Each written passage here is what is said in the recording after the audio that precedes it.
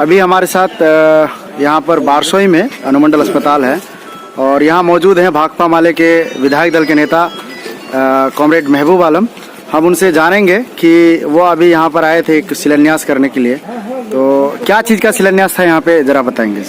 हम लोग जो यहाँ प्रतिदिन रोगी आते हैं, उन रोगियों के जो सहयोगी आते हैं, उनके जो रिश्तेदार आते हैं, मददगार आते हैं, उनको रेस्ट लेने के लिए कोई जगह नहीं। इसलिए हम लोगों ने कहा कि रोगियों का जो अटेंडेंट है, अटेंडेंट लोगों के रेस्ट के लिए एक बेहतरीन भवन बना दिया जाए। तमाम सुविधा हो, अटैच बाथरूम हो, स्नानागार हो।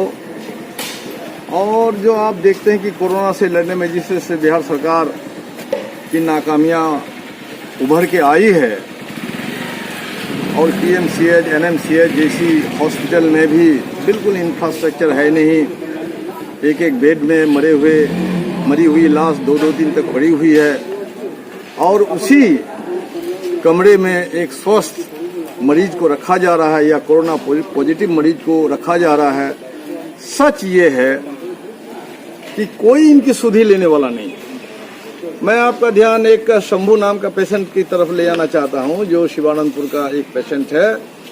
उस पेशेंट की यहां जांच हुई अनुमंडल अस्पताल में। अनुमंडल अस्पताल से उनको सदर अस्पताल भेजा, सदर अस्पताल ने उसको मेडिकल कॉलेज भेज दिया, मेडिकल कॉलेज ने उनको Madhepura medical college and hospital भेज दिया, Madhepura medical college and hospital से उसको भागलपुर भेज दिया, भागलपुर से अगेन वो आ गए आपको बारसोई अनुमंडल अस्पताल में, फिर बारसोई अनुमंडल अस्पताल से फिर मधेपुरा भेजा गया है।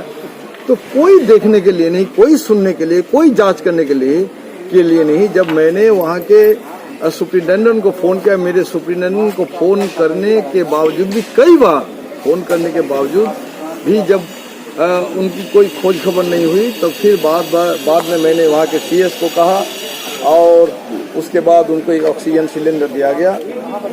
और बहुत बुरी हालत है, बिहार के मेडिकल सिस्टम की बहुत बुरी हालत है। और यहाँ जो हमारे बारसोई में है, यद्यपि यहाँ के बहुत डॉक्टर जो है बहुत बेहतरीन डॉक्टर हैं, डॉक्टर अरुण कुमार, डॉक्टर उस्मानी और भी डॉक्टर्स हैं, लेकिन सुविधा के अभाव में यहाँ बेहतर इलाज नहीं हो पाता है।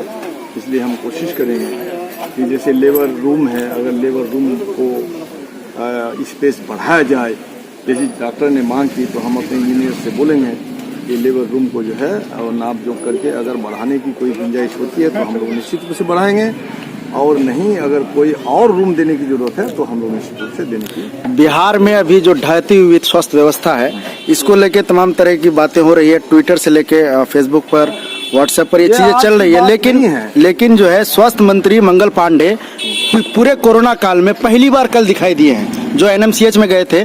तो आप उसके बारे में क्या कहना चाहेंगे? क्या उनके बर्खास्तगी की मांग आप करना चाहेंगे? मैंने पहले ही उनकी बर्खास्त की मांग, हम लोगों ने जब चमकी बुखार हुई, चमकी बुखार में बिहार में जब सैकड़ों बच्चों की मौत हो गई, 300 से ज्यादा बच्चों की मौत हो गई और कोई इंतजाम नहीं, तरफ तरफ के मर गए बच्चे, उस समय से भी हम लोगों ने नीतीश कुमार जी को कहा कि ये नकारा मंत्री है और इनकी कोई दिलचस्पी नहीं है बिहार के बच्चों को बचाने के लिए। और आज वही दिखाई पड़ रहा है कि कोरोना से तरफ तरफ के लोग छटपट कर रहे हैं, मर रहे हैं, कोई इलाज का इंतजाम नहीं है। और उस किसी हॉस्पिटल में उसने जांच पड़ताल नहीं की, कहीं भी उसने विजिट नहीं किया। तो ऐसे मंत्री निर्लज्ज मंत्री है, इनको शर्म हया नहीं है। इनकी इस्तीफा की मांग नहीं करते हम लोग इनको बर्खास्त करने की मांग करते हैं कि मंगल पांडे को बर्खास्त किया जाए। मंगल पांडे को बर्खास्त नहीं करके जो बिहार की जनता को कोरोना की सही जानकारी दे रहे थे, इनके सेक्रेटरी को हटा दिया गया और मंगल पांडे जी का क्यों रहा। आपको ये बात मैं जानकारी देना चाहता हूँ, नीतीश कुमार की ये सरकार नहीं है, ये भाजपा की सरकार है और भाजपा समर्थित फांसीवादियों की सरकार है। और ये जनता के अंदर जो दहशत फैली हुई है, इस दहशत का अवसर वोट को लूट करने में लेने की दिलचस्पी है।